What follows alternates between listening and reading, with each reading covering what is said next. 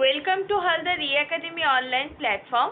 আমরা class 11-এর second সেমিস্টারের সৈয়দ মুস্তাফা আলীর লেখা পঞ্চতন্ত্র গদ্যের অন্তর্গত আড্ডা নামক গদ্যটি পড়ছিলাম। আগের দিনের ক্লাসে আমরা দেখেছিলাম যেখানে লেখক প্রায়ই আড্ডা দিত, সেটা হচ্ছে আমরা জেনেছিলাম যে তার নীল নদের যে ক্যাফে সেটা, এবং সেখানে তিনি উত্তর পূর্ব দিকে কিন্তু আড্ডা দিত। কিন্তু শুধু যে তিনি নীল নদের ক্যাফেতে গিয়ে আড্ডা দিত তা নয়, আরেকটিও ক্যাফে ছিল সেমিরামিস বলে, সেই ক্যাফেতে গিয়েও কিন্তু লেখক আড্ডা দিতেন এবং সেখানে তিনি দক্ষিণ পশ্চিম কোণে বসতেন। এবং নীল নদের ক্যাফের যে লোকগুলোর সঙ্গে বা যে ছেলেগুলোর সঙ্গে তিনি আড্ডা দিতেন, সেমিরামিস ক্যাফেতে গিয়ে কিন্তু পুরো অন্য ছেলেদের সঙ্গে কিন্তু আড্ডা দিতেন, এবং সেমিরামিস ক্যাফের সঙ্গে নীল নদের ক্যাফের ছোকরাদের কোনো পরিচয়ই নেই, আমরা সেটা পড়েছিলাম। এবং নীল নদের ক্যাফেতে তিনি যেরকম একটা যে প্রিয়াকে কিভাবে চিঠি লিখবে বা তাদের যে আদব কায়দাগুলো সেগুলো আমরা দেখেছিলাম, যে কিভাবে তামাক খায়, কিভাবে তারা আচার আচরণ করে, কি তাদের সংস্কৃতি, সব এসেছিল নীল নদের ক্যাফেতে। কিন্তু সেমিরামিস ক্যাফেতে আমরা দেখতে পেলাম যে ছোকরাদের সঙ্গে লেখকের পরিচয় হয়েছিল এবং তারা আড্ডা দিত। সেখানে রাজনীতি উঠে এসেছিল, সেখানে নানা রকম কথাবার্তা উঠে এসেছিল, এবং সেখান থেকে কবি বলতে বাধ্য হয়েছিলেন যদি দিল্লি বা মস্কোর যদি এদেরকে যদি বসানো হয় তাহলে এরা খুব সুন্দরভাবে কিন্তু চালিয়ে নিয়ে যাবে তাদের রাজত্ব। এবং তিনি কোথাও গিয়ে বলেছিলেন যে হাই, কাকে তোমরা হারাচ্ছ তোমরা নিজেরাই জানো না। তো এইটুকু আমরা পড়েছিলাম। তো আজকে আমরা আড্ডা থেকে শেষ ক্লাসটি করব। তো চলো ক্লাসটি শুরু করা যাক। তো দেখো, আমরা দেখেছিলাম যে এই যে বলেছিল যে মস্কো বা যদি বার্লিন বা দিল্লি, লন্ডন এদের যদি বড় কর্তা করে বানিয়ে দেওয়া যায় তাহলে এক লহমায় হয়ে যাবে এবং সব সমস্যাও সমাধান হয়ে যাবে। এবং তিনি মনে মনে বলেছিলেন, হায় দুনিয়া, তুমি জানছো না তুমি কি হারাচ্ছ, মানে এতে কত বড় বড় এরা রত্ন সেটা তুমি জানতেও পারছো না, কিন্তু হারিয়ে ফেলছো। তো দেখো, আজকে আমরা এখান থেকে আজকের ক্লাসটি শুরু করব। দেখো কি বলছে, আপনি এদের চেয়ে বছর 10-এর বড়, তাই এরা আপনাকে একটুখানি সমীহ করে যদিও আর না হয়েই বিড়ি টানে, কারণ এই দেশে সেই রেওয়াজটা তেমন নেই। বলছে, দেখো কি বলছে, যে আপনি যদি এই যে ছোকরা, এই যে সেমিরামিস ক্যাফের যে ছোকরা, সেই ছোকরাদের থেকে যদি বছর 10-এরও যদি বড় হয়, বছর 10 কিন্তু অনেকটাই বড়, তাই এরা আপনাকে একটু সমীহ করে যদিও আর না হয়েই বিড়ি টানে, মানে সিগারেট বা বিড়ি যেটা খাচ্ছে সেটা যদি একটু আড়াল না করেও যদি খায়, কারণ এই রেওয়াজটা এদের মধ্যে নেই, মানে এই যে ভদ্রতা এটা কিন্তু এদের মধ্যে পাওয়া যায় না, কারণ এরা এই সম্মান দেওয়াটা জানে না, যে একজন বড় মানুষের সামনে আমি কিছু খাবো না, এরকম যেখান থেকে আমার মর্যাদা হানি হতে পারে সেরকম কিছু গ্রহণ করব না। তো এই বিষয়টা এরা জানে না। সমীহ মানে হচ্ছে, সমীহ এখানে দেখো আমি লিখছি, সমীহ মানে হচ্ছে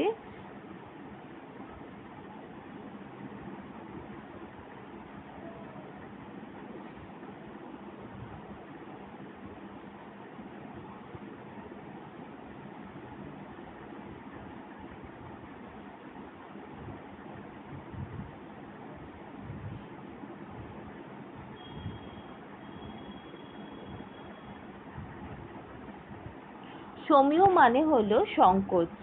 মানে বলছে যে আপনি যদি বছর 10-এরও বড় হন, তবুও যদি আপনাকে দেখে সেই সংকোচের মধ্যেই না পড়ে,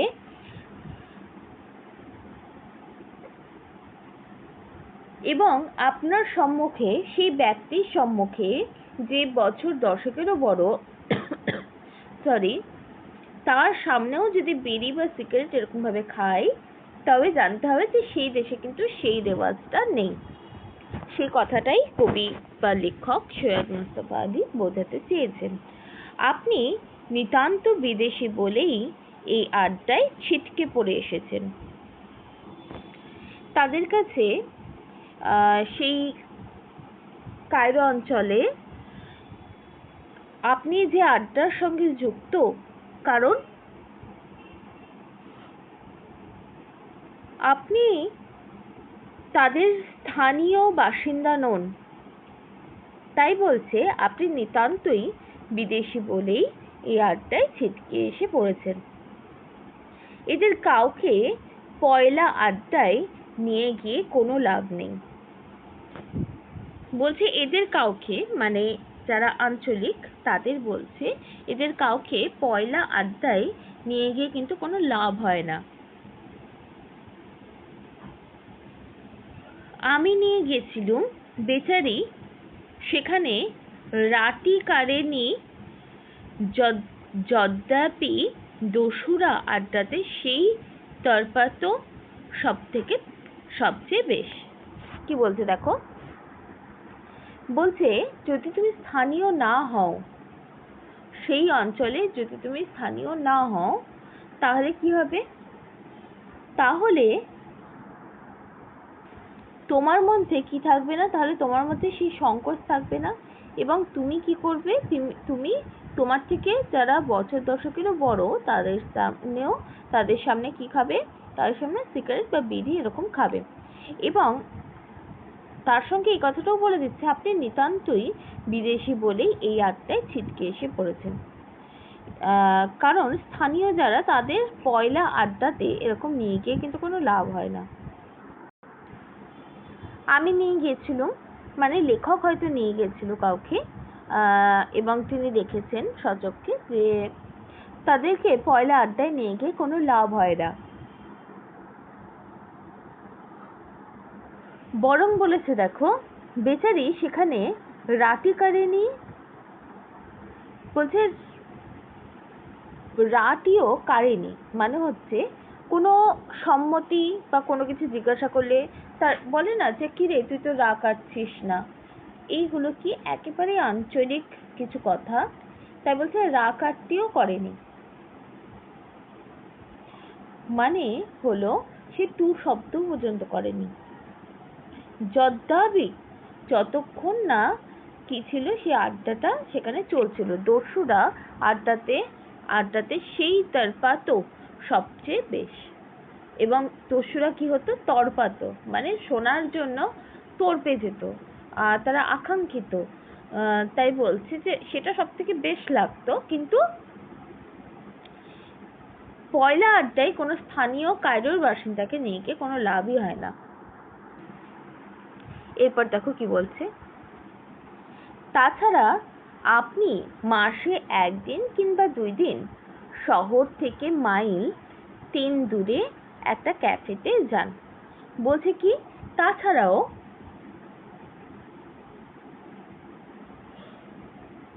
এই নীলনদের ক্যাফে ছাড়াও আমরা আরেকটা ক্যাফে পেয়েছিলাম সেমিরামিস বলে, এবং এই দুটো ছেড়েও মাসে আপনি 1 দিন কিংবা 2 দিন শহর থেকে মাইল 3 দূরে, মানে যে শহরে কবি বাস করছেন সেখান থেকে 2-3 মাইল দূরে একটা ক্যাফে আছেন, সেখানে লেখক যান। আপনার এক বন্ধু সেই ক্যাফেটারই উপরতলায় থাকেন, এবং লেখকের এক বন্ধু সে কোথায় থাকছে, সে সেই ক্যাফের, যেটা হচ্ছে শহর থেকে 3 মাইল দূরে, সেই ক্যাফেরই দোতলায় থাকে বা উপরের তলায় থাকে। খাসা জায়গা, মানে ভীষণ সুন্দর জায়গা। খাসা শব্দের অর্থ হলো সুন্দর, খাসা শব্দের অর্থ তাহলে হচ্ছে সুন্দর। আমরা দেখলাম খাসা জায়গায়, আর সামনেই নীলনদ বয়ে যাচ্ছে। সামনে কি বয়ে যাচ্ছে? নীলনদ বয়ে যাচ্ছে। আপনার বন্ধু এখানকার এই আড্ডার সঙ্গে আপনার পরিচয় করে দিয়েছে, এবং সেই যে ক্যাফে, তার যে আড্ডা, তার সঙ্গে লেখকের যে বন্ধু সে আড্ডায় কি করে দিয়েছে, পরিচয় করে দিয়েছে। কারণ দেখো কি, লেখক সে তো স্থানীয় নয়, ফলে লেখক কি হচ্ছে, লেখক সেই অঞ্চলের কি সম্বন্ধে জানে না, তাদের আদব কায়দা সম্বন্ধে জানে না, তাদের আচার আচরণ সম্বন্ধে জানে না, ফলে লেখককেও কিন্তু প্রথম থেকে সমস্তটাই কিন্তু শিখতে হয়েছে, এবং শিখতে হয়েছে তার ফলে কিন্তু লেখক তাদের সমাজ, তাদের শিক্ষা, তাদের সংস্কৃতি সম্বন্ধে কিন্তু জানতে পেরেছেন। তাই বলছেন দেখো,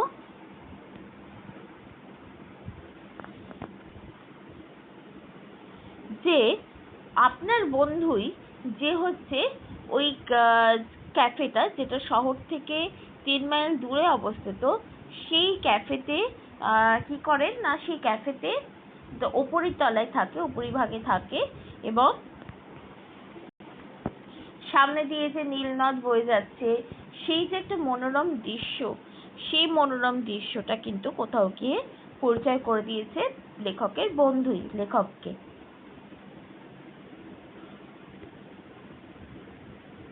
আপনার বন্ধু এখানকার এই আড্ডার সঙ্গে আপনার পরিচয় করে দিয়েছে। দেখো, এখান থেকে স্পষ্ট বোঝা যাচ্ছে যে লেখক যে সামগ্রিকভাবে আড্ডা মারে, সেটা তাকে কেউ হাতে ধরে পরিচয় করে দিয়েছেন বলেই কিন্তু লেখক আড্ডা মারতে পারছেন। সেটা সেমিরামিস ক্যাফেতেও হতে পারে, সেটা নীলনদের ক্যাফেতেও হতে পারে, কিংবা এই ক্যাফেটি, যে ক্যাফেটিতে মাসে 2-1 দিন লেখক আসেন, যেটি শহর থেকে প্রায় 3 মাইল দূরে অবস্থিত, সেই ক্যাফেতে। সেই ক্যাফের দোতলায় লেখকের এক কাছের বন্ধু থাকতেন।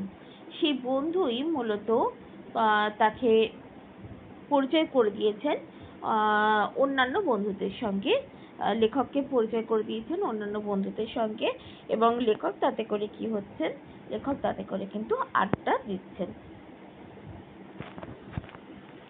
তাকে প্রথম খুঁজবেন ক্যাফেতে, অবশ্য সেখানে না পেলে অবশ্যই তার ফ্ল্যাটে যেতে পারেন, তাতে কিন্তু কোনো লাভ নেই।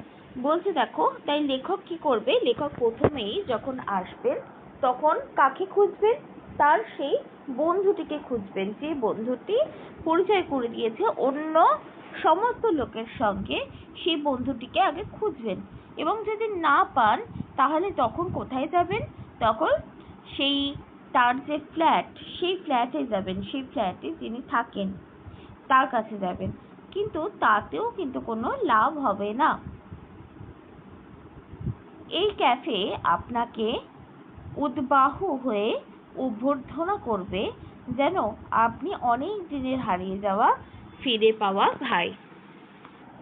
এবার দেখো, লেখক বলছেন যে প্রথমেই ক্যাফেতে এসে তার বন্ধুর খোঁজ করছেন, কিন্তু তার বন্ধুকে যদি না পাওয়া যায় সেখানে, তাহলে সে কোথায় যাবে, সেই লেখক কিন্তু চলে যাবে সোজা তার ফ্ল্যাটে, কিন্তু সেখানে গিয়েও যে বিশেষ কিছু লাভ তা কিন্তু হবে না, সেটাই কিন্তু বোঝাতে চেয়েছেন।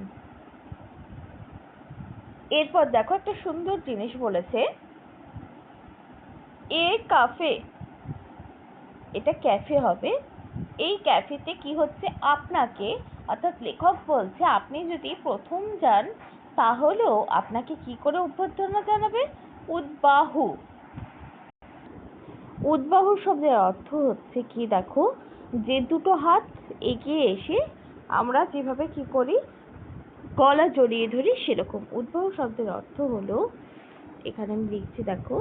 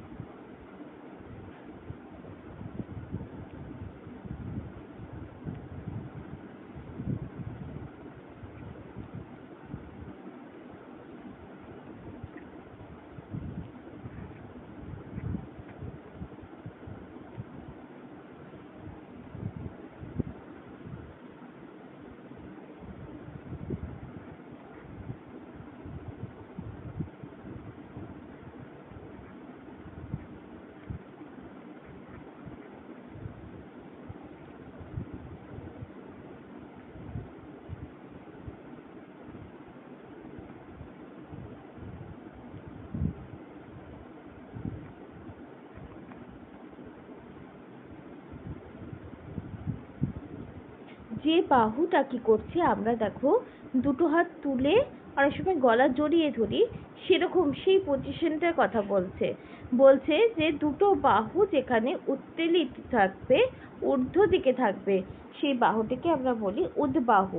তাই বলছে দেখো এখানে একটা সুন্দর জিনিস বলছে যে আপনি এই ক্যাফেতে যদি আপনাকে উদ্বাহু আসবেন, তাহলে কি হবে, উদ্বাহু হয়ে অভ্যর্থনা জানাবে। প্রথম আসলে কি হয়, আমরা সবাইকে ওয়েলকাম জানাই, সে ওয়েলকামটা জানাবে কিভাবে, উদ্বাহু করবে, যেন আপনি তাদের হারিয়ে যাওয়া সেই ভাইটি, মানে একেবারে নিজের ঘরের মানুষ সেই হিসেবে আপনাকে কি করবে, এরা ট্রিট করবে। মানে এরা হচ্ছে আপনার সঙ্গে মিশবে কেমন করে, একেবারে নিজেদের লোকেদের মতো করে। তাই বলছে যে আপনি যখন এই ক্যাফেতে প্রথমবার আসবেন, তখন কি করবে, তখন আপনাকে একেবারে দুটো হাত তুলে ঊর্ধ্ব দিকে তুলে অভ্যর্থনা জানাবে, ওয়েলকাম জানাবে, যেন আপনি ওদের হারিয়ে যাওয়া ফিরে পাওয়া সেই ভাই, মানে যে ভাইটা হয়তো হারিয়ে গেছিল তাকে আবার কি হয়েছে, তাকে আবার খুঁজে পাওয়া গেছে, সেরকম একটি ভাই মনে করবে। কারণ আপনি এখানে আসেন কালে ভদ্রে। কালে ভদ্রে শব্দের অর্থ হলো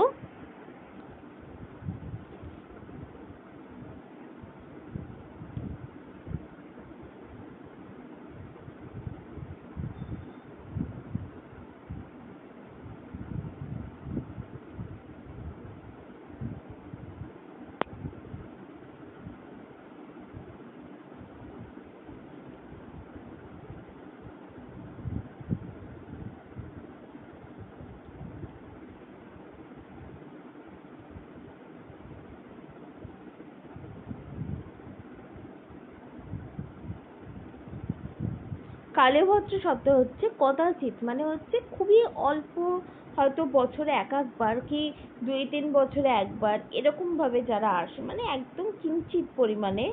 কদাচিৎ মানে আমরা অনেক সময় বলি তো এরকম, যদি কোনো ব্যক্তি তাদেরকে হয়তো 2-3 বছর পর দেখা যাচ্ছে, তাহলে আমরা অনেক সময় কি বলে সম্বোধনা করি, যে ডুমুরের ফুল হয়ে গেছিস, আমরা বলি তো, বা তোকে কালেভদ্র দেখা যায় না রে, এই কথাটা বলি তো। মানে হচ্ছে একেবারে কিঞ্চিত পরিমাণে যাকে দেখা যায়, তাকে হয়তো দেখাই যায় না সেইভাবে, সেই কথাটাই এখানে বোঝানো হচ্ছে যে আপনি এখানে আসেন কালীভদ্রে, মানে একেবারে খুব কম সময়ের জন্য আপনি এখানে আসেন, এবং আপনাকে পেয়ে এদের বিশেষ আনন্দ।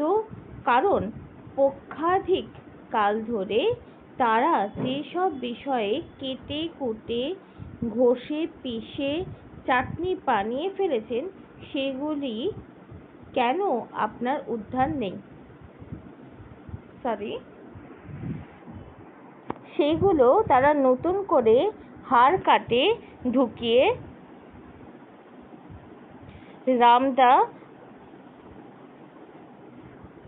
রামদা ওচাবেন। দেখো কি বলছে, বলছে এরা এই যে 2 হাত তুলে অভ্যর্থনা করে, 2 হাত তুলে অভ্যর্থনা করে এবং কি করে, এবং এমন ভাবে ওদের সাথে পরিচয় করে যেন আপনি ওদের হারিয়ে যাওয়া সেই ভাইটি। এবং কেন এরকম অভ্যর্থনা করে, কেন এরকম ব্যবহার করে, কারণ আপনি আসেন কালে ভদ্রে, মানে খুব কদাচিৎ পরিমাণে আপনি আসেন, খুব কিঞ্চিত পরিমাণে আসেন, মানে আপনাকে প্রায় দেখাই যায় না। এবং এদের এত আনন্দেরও একটা কারণ আছে, সেই কারণটাও দেখো বলে দিয়েছে কি, যে আপনাকে পেয়ে এদের বিশেষ আনন্দ। কারণ পক্ষাধিক মানে পক্ষের অধিক কাল, মানে সময় ধরে এরা কি করেছে, তারা যেসব বিষয় নিয়ে এরা আড্ডা দিয়েছেন, সেসব বিষয়ে কি করেছেন দেখো, কেটে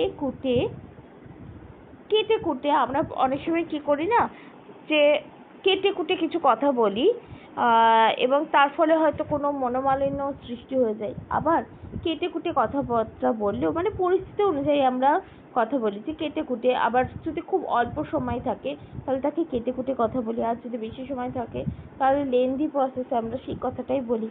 সেটাই বলছি যে কেটে কুটে ঘষে পিষে কি হয়, চাটনি বানিয়ে ফেলেছেন। মানে একেবারেই যাকে বলে যে আমরা অনেক সময় বলি না যে পিএনপিসি করিস না, মানে পরনিন্দা পরচর্চা, সেই কথাটাই বলতে দেখো, যে চাটনি বানিয়ে ফেলেছে, মানে এমন আটা দিচ্ছে চাটনি বানিয়ে ফেলেছে। সেইগুলিকেও তারা কি করে, নতুন করে হাঁড়ি কাটে ফেলে। নতুন করে ফেলা মানে নতুন করে আলোচনা করা, এবং নতুন করে আলোচনার সূত্র ধরে কি হবে দেখো, পুরনো কিছু আলোচনা তো হবেই, সঙ্গে করে নতুন বুদ্ধি, নতুন বিবেচনা এবং নতুন দৃষ্টিভঙ্গিও সৃষ্টি হয়ে যাবে। তাই বলছে হাঁড়ি কাটে ঢুকিয়ে বলবে রামদা ওঠাবেন, মানে রামদা বলে চিৎকার করবেন, সে কথাটাই বলছে যে পুরনো টপিকগুলোকে কি করছে, নতুন করে আবার তোলার জন্য কি করছে, ঘষে পিষে কেটে কুটে তারা চাটনি বানিয়ে ফেলেছেন। যেসব টপিকগুলোকে, সেগুলো আবার নতুন করে যেন নতুন রূপে যেন আবার তারা আলোচনা করার জন্যই মূলত আবার আলোচনার সূত্রে যাবে। মানে হচ্ছে দেখো কি হয়েছে, ওঝাবেন মানে হচ্ছে খুব বাজে ভাবে হয়তো ইয়ার্কি করা বা মজা করা বোঝায়, সেরকম ভাবে মজা করছে, মানে নিজেদেরকে আনন্দে বিহ্বল করে রাখার জন্য এরা কি করছে, এরা ছোট ছোট বিষয়গুলোকে আরো কেটে ছেটে ছোট করছে এবং ঘষে মেজে কি করছে, চকচকে করে দিচ্ছে। যেটা চাটনি বানিয়ে ফেলেছে তাকে আবার নতুন করে উঠিয়ে নতুন করে মজা নেওয়ার জন্য এই কথাগুলি কিন্তু বলছেন। এবং দেখো, আমরা যেরকম নীলনদে ক্যাফের একটা পরিবেশ পেয়েছিলাম, সেরকম সেমিনামেস ক্যাফের একটা কি পেলাম, পরিচয় পেলাম। এরপর দেখো আরেকটা নতুন ক্যাফে, যেখানে লেখক খুব কম যান, কালেভদ্রে যান, এবং লেখকের বন্ধুর সূত্র ধরেই লেখকের কি না সেই ক্যাফের মানুষজনের সঙ্গে তার পরিচয়। সেই ক্যাফেতে গিয়ে যখন তিনি ঢুকছেন, তখন যখন বন্ধুকে দেখতে পাচ্ছেন না, তখন তাদের রীতি হচ্ছে সোজা একদম ফ্ল্যাটে চলে যাওয়া। ফ্ল্যাটে গিয়েও বিশেষ কিছু যখন হলো না, তখন সে আবার লেখক আবার কিন্তু কি করছেন, ফিরে এসেছেন, এবং সেই লেখককে সেই ক্যাফের মানুষজন কিভাবে অভ্যর্থনা জানিয়েছে, 2 হাত তুলে ঊর্ধ্ব বাহু করে কি জানিয়েছে, অভ্যর্থনা জানিয়েছেন। এবং তিনি বলছেন যে আমার সঙ্গে এমনভাবেই এরা কথা বলে যেন আমি এদের হারিয়ে গিয়েছিল যে ভাই, সে ভাইকে আবার তারা যেন পুনরায় ফিরে পেয়েছে। আর লেখক এখানে এই ক্যাফেতে আসেন একেবারেই কালেভদ্র, মানে একেবারেই কিঞ্চিৎ পরিমাণে আসেন, খুব অল্প পরিমাণে আসেন। আপনাকে পেয়ে এদের বিশেষ আনন্দ, কারণ এরা কি করছে, আপনাকে পেয়ে আরো বিশেষ করে আনন্দ পেয়েছে, কারণ কাল পক্ষধিক ধরে তারা যেসব বিষয়, মানে কাল পক্ষধিক মানে হচ্ছে একটা লং টাইম প্রসেসের মতোই হয়ে যাচ্ছে, যে একদম লং টাইম একটা আড্ডা, যে আড্ডাটা কি করছে, যে আড্ডাটা তারা আড্ডা দিচ্ছে এবং কি করছে, এবং তারা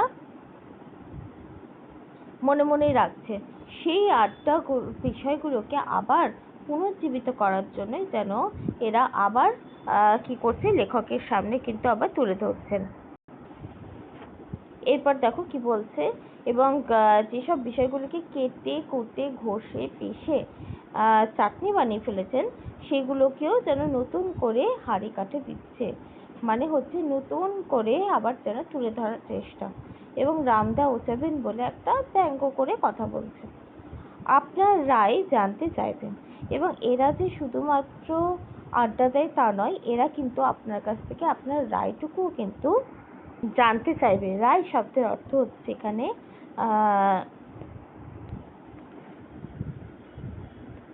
রায় শব্দের অর্থ হচ্ছে মতামত।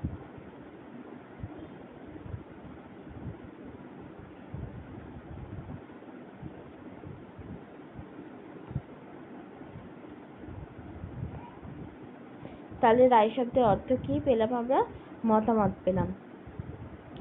যে রায়ই দিন না কেন আপনার উদ্ধার নেই, মানে যদি পজিটিভ কিছু বলেন তাতেও আপনার যেমন উদ্ধার নেই, নেগেটিভ বলেও কিন্তু আপনার উদ্ধার নেই। তাই বলছে যে রায়ই বলুন না কেন হয়তো সেই আড্ডার বিপক্ষে কোনো রায় দিলেন, তাহলেও আপনাকে ছাড়ছে না সেই আড্ডাবাজেরা, এবং আপনি হয়তো তাদের পক্ষেই কিছু রায় দিলেন, তাহলেও তারা ছাড়ছে না আপনাকে। তাই বলছে যে রায়ই দেন না কেন আপনার উদ্ধার নেই। আপনি যদিও গাধার দেশের লোক, আপনি অবশ্য 100 বার এদের বলেছেন যে গান্ধীর সঙ্গে আপনার কোনো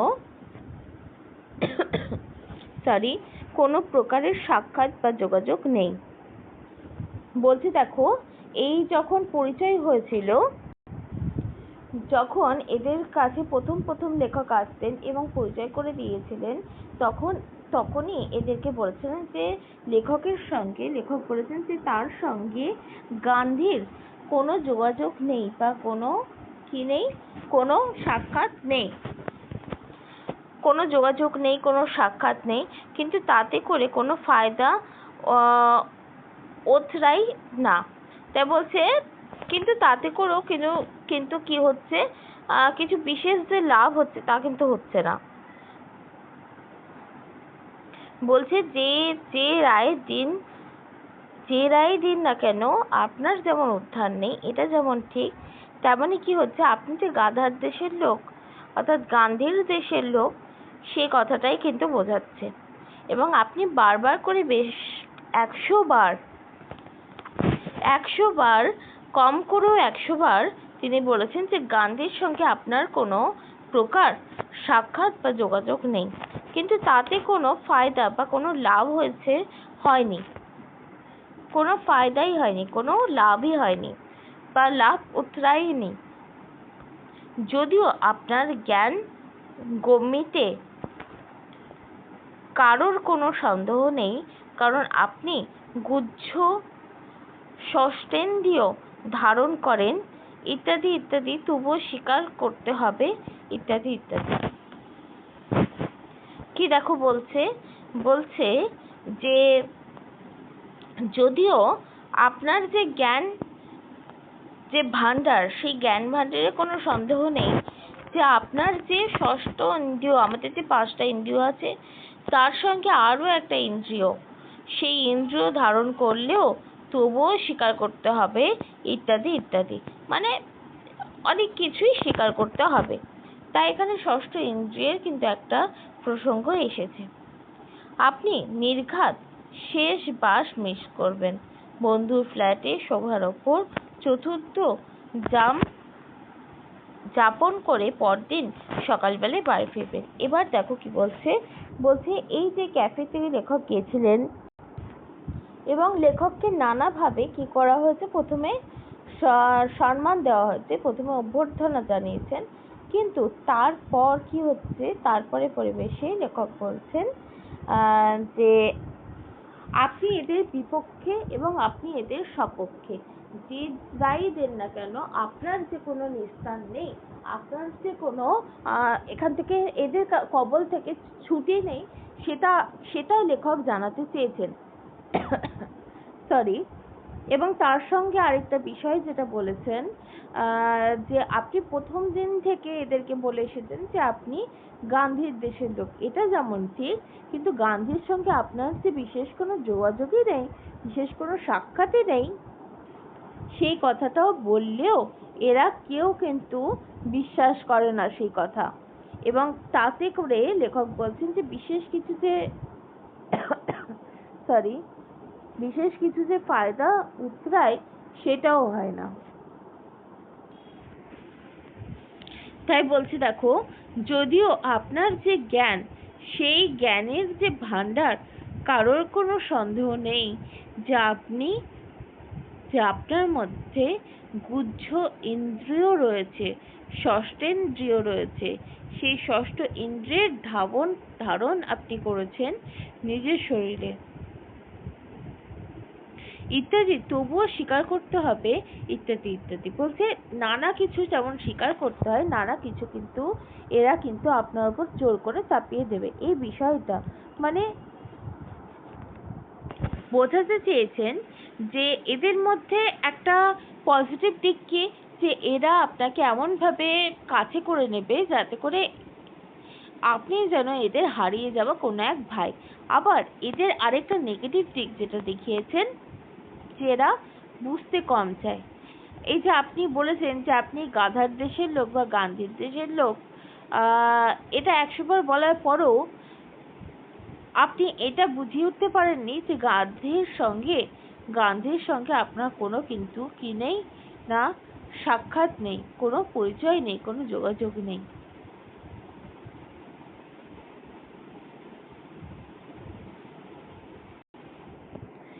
আবার এরা কি করবে, এরা চট করে যে আড্ডা দিচ্ছিল সেখান থেকে আপনাকে যে ছেড়ে দেবে তাও নয়। আপনি যদি রায় দেন, আপনি যদি ওদের পক্ষ ধরেই রায় দেন, তবুও আপনাকে এরা ছাড়ে না। যেমন আপনি বিপক্ষে কথা বললে কি হবে সেটা তো লেখক বুঝতে পেরেছেন, সেই জন্যই বলেছেন যে আপনার এত তাড়াতাড়ি এদের হাত থেকে কিন্তু কোনো নিস্তার নেই।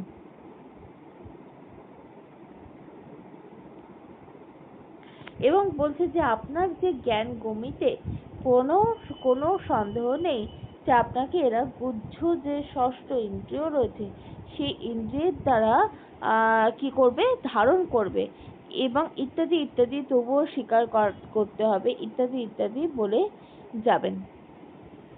এবং শেষে বলছে যে এদের সঙ্গে কথোপকথন করতে গিয়ে যখন এত দেরি হয়ে যাবে তখন কি হবে, তখন নির্ঘাত কি করবে,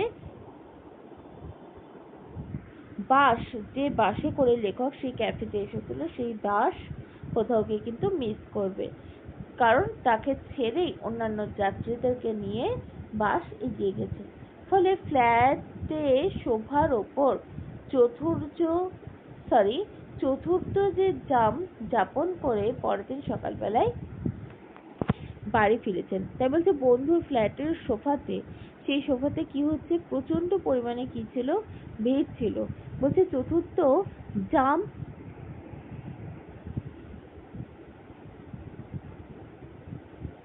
যাপন করে, মানে তাদেরকে সেই সোফার যে ফ্ল্যাট, সেই ফ্ল্যাটের মধ্যে দিয়ে গেলেও কি হবে, তারা সেই লেখক বলেছেন যে তিনি সকালবেলায় বাড়ি ফিরবেন, তিনি সেই রাত্রিবেলা কিন্তু বাড়ি ফিরতে পারবেন না, সেই কথাটাই কিন্তু এখানে কবি বলেছেন। এবং এই যে সকালবেলায় বাড়ি ফেরার বিষয় দিয়েই কিন্তু আড্ডা নামক যে গদ্যটি সেটা শেষ করেছেন। তাহলে আমরা বলতে পারি যে আমরা যে আড্ডা নামক গদ্যটি পড়ছিলাম, সেই গদ্যটি একেবারে প্রথম থেকে যদি একটু আলোচনা বিস্তারভাবে করা যায় তাহলে আমরা দেখতে পাবো যে এখানে 3খানা ক্যাফের কথাই সৈয়দ মুস্তাফা আলী তুলেছিলেন। প্রথম ক্যাফ হচ্ছে নীলনদের ক্যাফ। সেই ক্যাফেতে গিয়ে লেখক কি করেছেন, সেই ক্যাফেতে গিয়ে লেখক শিক্ষা, সংস্কৃতি, তাদের আদব কায়দা ইত্যাদি সম্বন্ধে কিন্তু জানতে পেরেছেন। এবং তার সঙ্গে আরেকটা বিষয় যেটা জানতে পেরেছেন যে কায়রো প্রদেশের যে আচার আচরণ, সেটি যে আচার আচরণ কি বলে দেয় যে কায়রো অঞ্চলে বাড়ির মধ্যে কিন্তু কোনো আড্ডা হয় না। কায়রো অঞ্চলে ক্যাফেতে গিয়ে যত আড্ডা, ক্যাফেতে গিয়ে ঘন্টার পর ঘন্টা আড্ডা দিলেও তার সঙ্গে কি হয়, তার সঙ্গে ছোটখাটো একটা কিছু খাবার নিয়ে নেওয়া হয়, যে খাবার খেতে খেতে মনের আনন্দে কিন্তু এই কায়রো প্রদেশের মানুষরা কিন্তু আড্ডা দেন। কিন্তু তার সঙ্গে আরো একটা আড্ডার কথা এসেছে, সেটা হচ্ছে সেমিরামিসের যে আড্ডা। সেই আড্ডাতে আমরা দেখতে পেলাম যে নীলনদী ক্যাফেতে যে সংস্কৃতি ভাবটা দেখায়, এই সেমিরামিস ক্যাফেতে কিন্তু তাদের রাজনৈতিক যে বিষয়, যে পলিটির যে বিষয়, সেই বিষয়টা কিন্তু তুলে ধরেছেন। এবং শেষ যে ক্যাফে, যেটি শহর অঞ্চল থেকে প্রায় 3-4 ক্রোশ দূরে, সেই অঞ্চলেরও দেখো একটা ক্যাফে রয়েছে যেটির সামনে দিয়ে নীলনদ বয়ে গেছে, যেটির দোতলায় বা উপরিভাগে লেখকের বন্ধু থাকে। সেই যে আড্ডা, সেই ক্যাফের আড্ডার কিন্তু এখানে পরিচয় পাওয়া গেছে।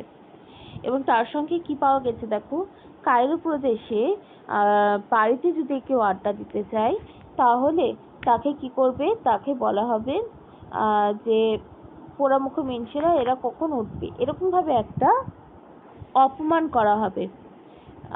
এবং প্রথম যে নীলনদের ক্যাফেতে যেটিতে লেখক প্রত্যেক দিন যেতেন, সেই ক্যাফেতে যখন তিনি যান তখন দেখতে পান যে বাঙালির সঙ্গে এই কায়রো প্রদেশের যে অমিলগুলি সেটাও কিন্তু লেখকের চোখে ধরা পড়েছে।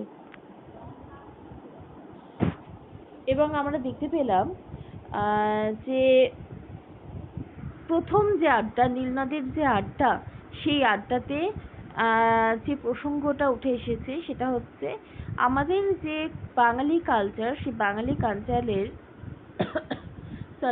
সেই বাঙালি কালচারে তাদের কি হয়, বাড়িতে যেমন আড্ডা হয় বাইরেও কিন্তু সেরকমই আড্ডা হয়। তারা চায়ের দোকানে ঘন্টার পর ঘন্টা যেমন বসে আড্ডা দিতে পারে, সেরকমই কিন্তু সকাল বিকেল বাড়িতে বসেও কিন্তু আড্ডা দিতে পারে। এবং বাঙালি কালচারে দেখতে পাওয়া যায় এরকম কিন্তু কোনো অপমান বা অসম্মান কিন্তু কাউকে করা হয় না। কিন্তু নীলনদের ক্যাফেতে এরা বাড়িতে আড্ডা দিতে পারে না, এবং বাড়িতে আড্ডা দিতে গেলেই বাড়ির যে কর্ত্রী তারা যেন রেগে ওঠেন। তারা বলেন যে পোড়ামুখ মিনসেরা কখন যাবে, এই বলে তাদেরকে হাওয়াই কথা ছড়ে, কেউ বা ডাইরেক্টলি বলে দেয়।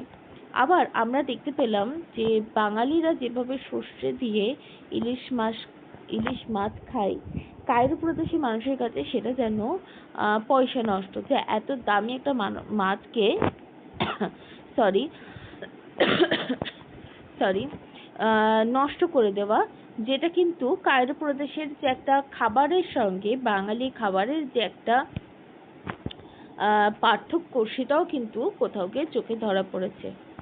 এবং নীলনদের ক্যাফেতে গিয়ে যখন লেখক দেখেছেন যে শ্যাম্পেন দিয়ে এরা কোনো নতুন সদস্যকে ওয়েলকাম জানায়, এবং তার সঙ্গে তামাকের যে প্রসঙ্গ, যে তিনটে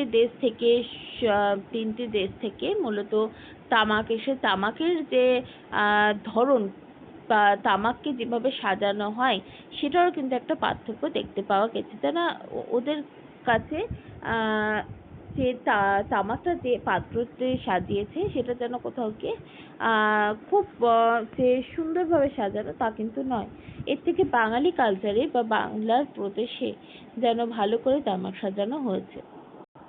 এই যে ছোট ছোট প্রসঙ্গ, সেই সমস্তটাই আড্ডা নামক যে গদ্যতে কিন্তু উঠে এসেছে। এরপর আমরা দেখতে পেলাম যে নীলনদের ক্যাফেতে লেখক প্রত্যেক দিনই আড্ডা দিতে যেতেন, এবং আড্ডা দিতে গিয়ে কি হতো, তাদের যে পরিবেশ সম্পর্কে একদম ওয়াকিবহল হয়ে গেছিল লেখক। তার সঙ্গে সেমিরামিস যে ক্যাফে, লেখকের বাড়ি থেকে এটিও খুবই কাছে, সেই ক্যাফেতে যখন যেতেন তখন দেখতে পেয়েছিলাম যে নীলনদের ক্যাফেতে কি হতো, নীলনদের ক্যাফেতে ঘন্টার পর ঘন্টা আড্ডা দিচ্ছিল, এবং যারা আড্ডা দিচ্ছিল তারা কিন্তু আর কোনো ক্যাফেতে কিন্তু আড্ডা দেয় না। কিন্তু লেখক এই যে সেমিরামিস যে ক্যাফে, সেই ক্যাফেতে গিয়েছিলেন, সেখানে যে ছোকরাদের সঙ্গে লেখকের পরিচয় হয়েছিল, সেই পরিচয় প্রসঙ্গ ধরেই লেখক বুঝিয়েছেন যে নীলনদের ক্যাফের যে লোকজনের সঙ্গে তার ওঠা বসা, সেমিরামিসের যে ছোকরা তাদের সঙ্গে কিন্তু কোনো মিল নেই, মানে একজনেরও মিল নেই। এবং আরো একটি প্রসঙ্গ এখানে এসেছে,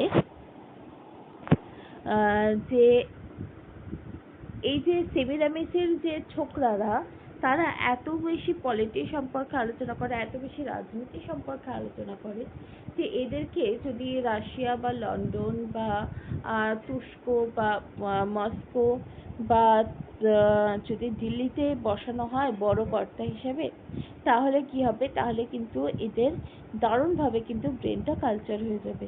সেই কথাটা যেন কোথাও গিয়ে যেন লেখক বলেছেন যে তুমি কাদেরকে হারাচ্ছ এটা তুমি নিজেই জানো না। এরপরে লেখকের আরো একটি ক্যাফের সম্পর্কে আমরা সন্ধান পাই, যে সন্ধানের সূত্র ধরেই আমরা বলতে পারি যে লেখক যখন আড্ডা দেওয়ার জন্য খুব কিঞ্চিত পরিমাণেই হয়তো আসেন এই ক্যাফেতে, এই ক্যাফের কোনো নাম বলেননি, এই ক্যাফেতে আসেন, তখন তিনি কি করেন, তিনি উদ্বাহু হয়ে অভ্যর্থনা পান, এবং অভ্যর্থনা পেয়ে যে তিনি ভুলেছেন তা কিন্তু নয়, তার উপরজনটা এমনভাবে হয় যেন হারিয়ে যাওয়া, পুরনো দিনে হারিয়ে যাওয়া কিছু ভাই।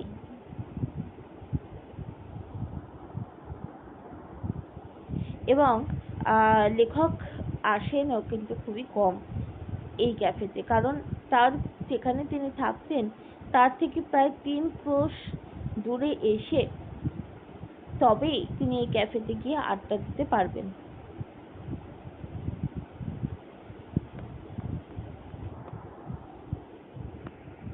এবং লেখক বলছেন যে এই যে শেষ যে আড্ডা দেওয়ার যে ক্যাফে, সেই ক্যাফেতে তার মূলত পরিচয় করে দিয়েছিল তার বন্ধু, এবং তিনি তার বন্ধুর সম্মান রক্ষার্থেই হোক বা নিজের ইচ্ছাকৃতভাবেই হোক তিনি আসেন এবং আড্ডা দেন। কিন্তু তার আশাটা খুবই কিঞ্চিত পরিমাণে, কালো ভদ্রে আসেন। আপনাকে পেয়ে এদের বিশেষ আনন্দ, এবং এই যে লেখক যখন গেছেন তখন কি হবে, তখন বিশেষভাবে কিন্তু আনন্দ প্রকাশ সেখানে হবে। এবং কাল পক্ষাধিক ধরে, কালের অধিক সময় ধরে কি হবে দেখো, যে কেটে কুটে যে আড্ডাটা হচ্ছিল সেটা কেটে কুটে ঘষে পিষে যেন একটা চাটনি বানিয়ে ফেলেছেন। এবং কি হবে দেখো, নতুন করে যেন তারা আবার সেখান থেকে রস আস্বাদন করবে, সেই জন্য তারা রামদা বলে কি করছেন, ওচাবেন, মানে হচ্ছে টুনিয়ে মা বলে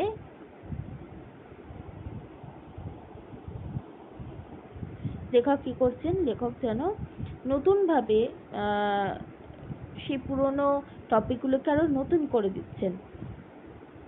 তাই উল্টো দিকে সেই ক্যাফের যে মানুষজনগুলো লেখককে কেটে কুটে ঘষে পিষে একটা যেগুলো চাটনি বানিয়ে দিয়েছে সেগুলো আবার পক্ষাধিক ধরে আলোচনা করার মাধ্যমে আবার কি হচ্ছে, আবার হাঁড়ি কাঠে নতুন করার জন্য হাঁড়ি কাঠে ঢুকিয়ে দিচ্ছে এবং রামদা বলে উচাতে বলছেন, মানে ডাকতে বলছেন। আপনার রায় জানতে হবে, যে রায় দিন না কেন আপনার উদ্ধার নেই।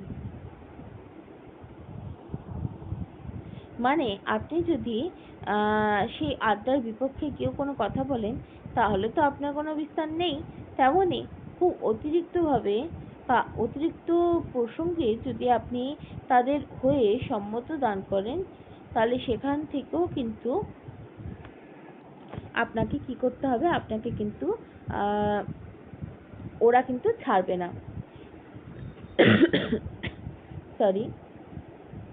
এবং লেখক বলেছেন এই যে রায় দিন না কেন সেখানে আপনার কিন্তু কোনো নিস্তার নেই, আপনার কিন্তু কোনো উদ্ধার নেই।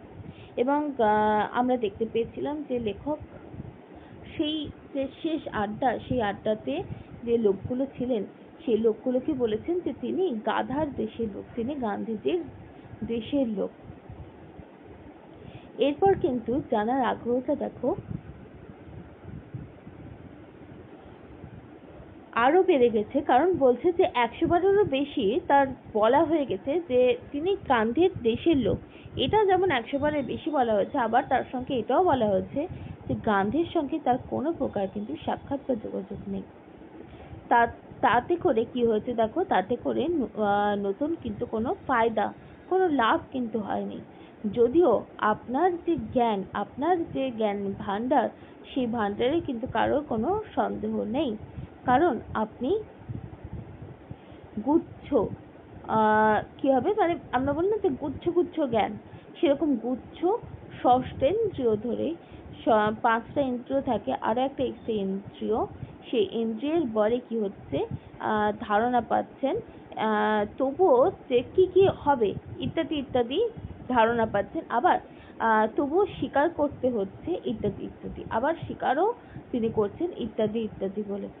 এবং দেখো কি বলছে, দেখো বলছে যে আপনি যদি বলেনও যে আপনি গান্ধীর দেশের লোক নন তাহলে কিন্তু এরা কিন্তু শুনবে না।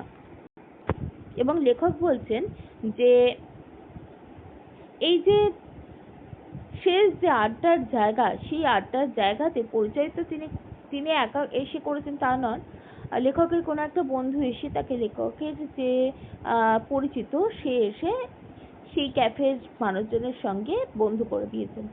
এবং বেশ সুন্দর ক্যাফের যে জায়গা সেটা, সেই ক্যাফের দোতলার ওপর বা উপরিভাগে কে থাকে, লেখকের সেই পরিচিত থাকে যে পরিচয় করে দিয়েছে একে অন্যের বন্ধুর সঙ্গে।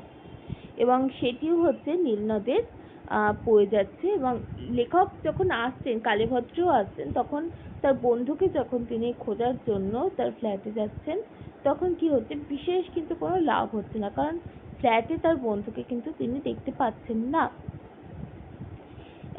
তাই এই কালীভদ্রে এদের সঙ্গে যখন কথোপকথন হচ্ছে, তখন দেখো যেমন পজিটিভ দিক কিছু রয়েছে, তেমনই আবার নেগেটিভও কিন্তু কিছু দিক রয়েছে। সেই সমস্ত কিছুই কিন্তু তুলে ধরেছেন সৈয়দ মুস্তাফা আলী তার পঞ্চতন্ত্র গদ্যের মধ্যে আড্ডা নামক গদ্যের মাধ্যমে। এবং আমাদের বলেছেন যে তার যে জ্ঞান, লেখকের যে জ্ঞান, তাতে করে কোনো সন্দেহই নেই, কারণ তার যে ষষ্ঠ ইন্দ্রিয় রয়েছে, সেই ষষ্ঠ ইন্দ্রিয় ধারণ করেছেন লেখক, এবং সেই ইন্দ্রিয়ের বশেই তিনি বলছেন যে এইগুলো স্বীকার করা যায় এবং কোনগুলো স্বীকার করা যায় না, সে সমস্ত কিছু বলেছেন। যে আপনি নির্ঘাত শেষ বাস মিস করবেন, এবং এই যে আলোচনা, সেই আলোচনার প্রসঙ্গ ধরেই লেখক বলছেন যে আপনি শেষ যে বাসে করে আবার লেখক যেখানে থাকতেন সেখানেই যে ফিরে আসবেন, সেই ফিরে আসার যে শেষ বাস, সেই বাসটাও কিন্তু কোথাও গিয়ে কিন্তু কি করছেন, নির্ঘাত আপনি মিস করে গেছেন বন্ধুর ফ্ল্যাটের সোফায়। এবং তারপর যেটা লাভ হয়েছে সেটা দেখো কি হয়েছে, বন্ধুর যে ফ্ল্যাট, সেই ফ্ল্যাটে কি করছেন, লেখকও গিয়েছিলেন তার বন্ধুর খোঁজে গিয়ে, বন্ধুর খোঁজ করতে গিয়েছিলেন। সেই খোঁজ করার প্রসঙ্গ ধরেই বলছে যে বন্ধুর যে ফ্ল্যাটে কি হয়েছে, যে বাস যখন তিনি নির্ঘাত যখন বাস মিস করেছে, তখন করে কি হয়েছে,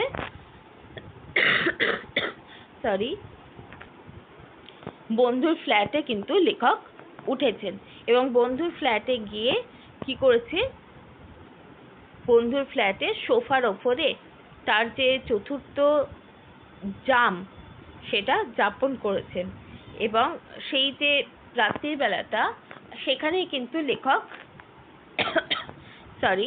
কাটিয়েছেন। কোথায় কাটিয়েছেন, লেখকের যে বন্ধুর ফ্ল্যাট,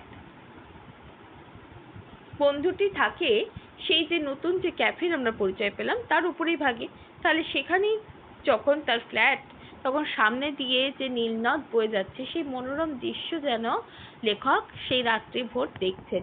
এবং বলছে বন্ধুর ফ্ল্যাটে সোফার ওপর বসে কি করছে, তার যে চতুর্থ যে ইচ্ছা বা চতুর্থ যে আকাঙ্ক্ষা, সেটাও কিন্তু যাপন করে পরের দিন সকালবেলায় বাড়ি ফিরছেন। মানে সমস্ত কিছু আস্বাদন করে তারপরে কিন্তু নিজের যে পরিচিত জায়গা, নিজের যে স্থান, সেখানে কিন্তু লেখক ফিরছেন। তাহলে আমাদের আড্ডা নামক যে গদ্যটি, সেটা আলোচনা এখানেই শেষ হচ্ছে, আমাদের ক্লাস এখানেই শেষ হচ্ছে। তোমাদের কোথাও অসুবিধা হলে তোমরা অবশ্যই কমেন্ট বক্সে কমেন্ট করো।